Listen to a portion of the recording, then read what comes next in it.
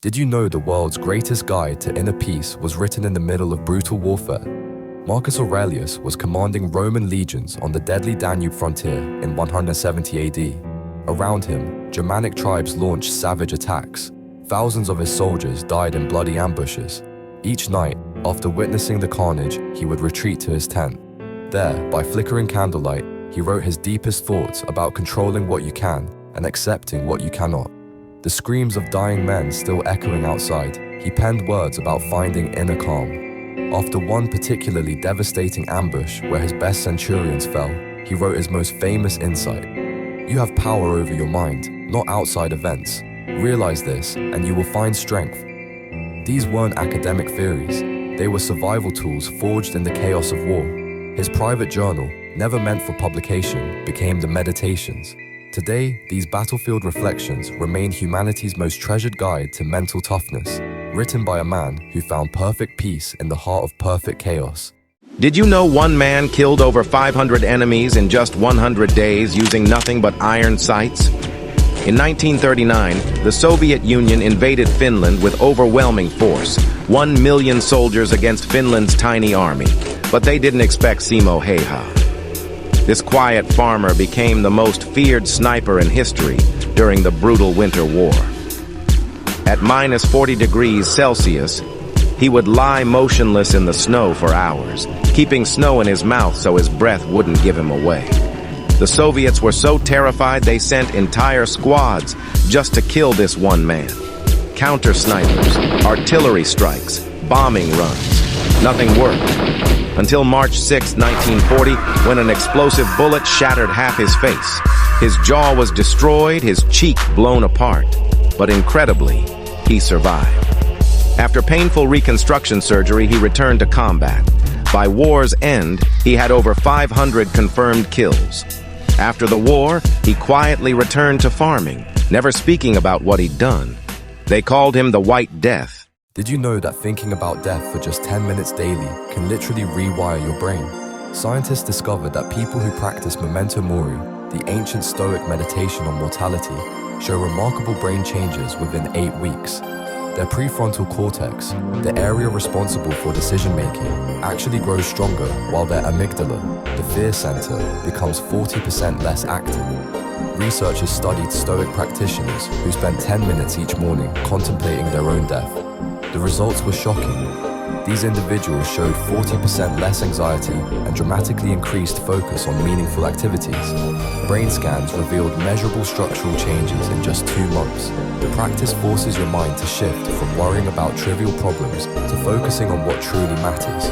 Instead of stressing about traffic or social media drama, practitioners naturally gravitated toward relationships, purpose, and personal growth. The most surprising finding? This death meditation didn't make people morbid or depressed. It made them more alive, more present, and more grateful for each moment they had. Ancient wisdom meets modern neuroscience. Did you know an entire city was lied to about the worst nuclear disaster in history? On April 27, 1986, families in Pripyat were told to pack light for a temporary 3-day evacuation. Soviet officials walked door to door with a simple message: leave everything behind, you'll be back soon. Children left toys on their beds. Hot meals sat abandoned on kitchen tables. Laundry hung drying on balconies. But the authorities knew the truth. Reactor 4 had exploded the night before, spewing deadly radiation across the city. Every doorknob, every toy, every breath of air was poisoned. For hours, families touched contaminated surfaces while officials smiled and promised their return. As buses crossed the exclusion zone boundary, residents waved goodbye to their homes for the last time. Today, clocks still hang frozen at the moment of explosion. Calendars still show April 1986. 37 years later, radiation levels remain lethal. The 3-day evacuation became forever. Did you know that ancient Taoist masters outperformed every modern productivity guru by doing the exact opposite of what they teach? Wu Wei, meaning effortless action, sounds lazy but creates incredible results. Recent studies show people practicing Wu Wei complete tasks 30% faster, with 50% less stress than those using rigid time-blocking methods. Instead of forcing artificial schedules, they work with natural energy cycles. Like water flowing around rocks, they recognize when to push and when to flow. Tech entrepreneurs are secretly using these principles to make million-dollar decisions without overthinking. They wait for clarity instead of forcing answers through endless analysis. When energy is high, they tackle complex problems. When it's low, they handle simple tasks. No fighting against their natural rhythms, no grinding through exhaustion. The ancient Taoists understood something we forgot. Strategic effort beats constant hustling every single time. The most productive people aren't the busiest ones. They're the ones who know when to act and when to wait. In a world where statues whispered secrets, a peculiar bust stood with hair that grew like wild vines. "Why do you grow?" asked a curious passerby. "To reach the sun," the bust replied, its voice a gentle rustle. Inspired, passerby planted seeds of dreams, watching them sprout into vibrant realities. "Your growth inspires mine," they said, smiling at the bust. The vines danced in the wind, a testament to endless possibilities. "Never stop reaching," the bust encouraged, its hair crowning the sky. So, dreams soared, touching the sun, igniting hope in every heart. In a world where time slipped like sand, a wanderer found a map. "Plan your path," whispered the wind. The wanderer paused, sketching dreams on parchment. Each morning they followed the inked lines, turning chaos into clarity. "Why rush?" asked a passing cloud. "Focus," replied the wanderer, weaving moments into a tapestry of purpose. As days unfolded, the wanderer discovered treasures hidden in routine. "Your journey inspires," echoed the stars. With each step, the wanderer transformed whispers into echoes, proving that with focused planning, even the smallest steps lead to grand adventures. In a world of endless white, a small creature waddled with purpose. "Why do you keep moving?" asked the curious wind. "Because I must," replied the creature, its heart warm despite the chill. It knew the secret of survival was in its dance with the cold. "Embrace the frost, and it will guide you," whispered the ice. The creature nodded, understanding that every step was a testament to its strength. "We adapt, we thrive," it sang, as the sun peeked through the clouds. The journey was its own reward, testament to resilience, hope. Did you know Plato predicted social media addiction 2,400 years before smartphones existed? In ancient Athens, the great philosopher gathered his students to share a powerful story. He described prisoners chained in a dark cave, watching shadows dance on the wall. These shadows became their entire reality. They knew nothing else existed. When one prisoner broke free and saw the real world, the sunlight burned his eyes. The truth was painful. He wanted to return to the comfortable darkness. But here's the shocking part. When he went back to tell the others, they attacked him.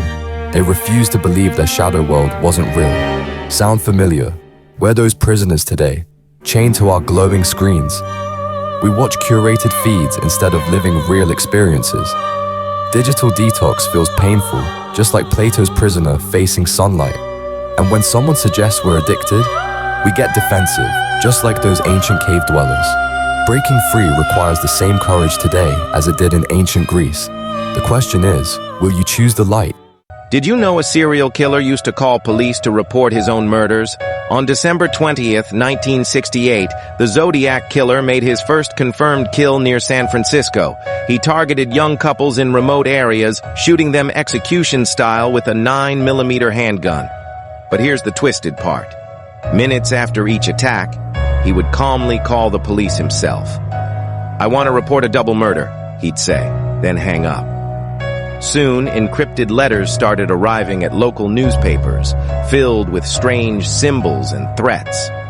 He demanded they publish his codes, or he'd kill a dozen people on a school bus. The letters contained details only the killer could know, proving they were real. His most brazen attack came in downtown San Francisco, when he shot cab driver Paul Stein. Multiple witnesses saw him walk away, even passing responding officers on the street. He vanished into the night like nothing happened. The case remains open today. The Zodiac was never caught. He could still be alive. Did you know the U.S. government once turned mental patients into human test subjects for horrific experiments? In 1953, the CIA launched MK-Ultra, a secret program that would destroy thousands of lives. Patients in psychiatric hospitals were given massive doses of LSD without their knowledge or consent. They thought they were seeking help. Instead, they became lab rats. 80 institutions across America participated in these illegal experiments, including respected universities and hospitals. Doctors used sensory deprivation tanks, brutal electroshock therapy, and forced drug addiction as torture methods. Dr. Ewan Cameron pioneered the most disturbing technique called psychic driving. He would completely erase a patient's personality, then try to rebuild them from scratch. Victims were left with permanent brain damage. Many committed suicide. Others never recovered their memories. These weren't criminals or volunteers. They were vulnerable people seeking treatment. In 1973, the CIA destroyed almost all MK-Ultra records to hide the evidence. For decades, the government covered up one of the darkest chapters in medical history. The truth finally emerged, but justice never came. Here are 5 things you didn't know about how imagining your worst fears actually makes you unstoppable. First, entrepreneurs who spend 5 minutes daily visualizing business failure increase their success rates by 60%. This ancient Stoic practice called premeditatio malorum trains your brain to handle setbacks before they happen. Second, couples who imagine relationship conflicts together develop stronger communication skills and resolve disputes faster. When you mentally rehearse arguments, real disagreements feel manageable instead of threatening. Third, visualizing health problems motivates people to adopt better lifestyle choices immediately. Imagining yourself sick creates urgency that transforms habits overnight. Fourth, picturing financial loss makes you a smarter investor and spender. When you've already faced bankruptcy in your mind, you make calculated decisions instead of emotional ones. Fifth, the most powerful practice is imagining your own death. This eliminates the fear of meaningful risks because you realize time is limited. 5 minutes of mental rehearsal creates emotional immunity when real problems arrive. The counterintuitive truth is that facing your fears in imagination prevents them in reality.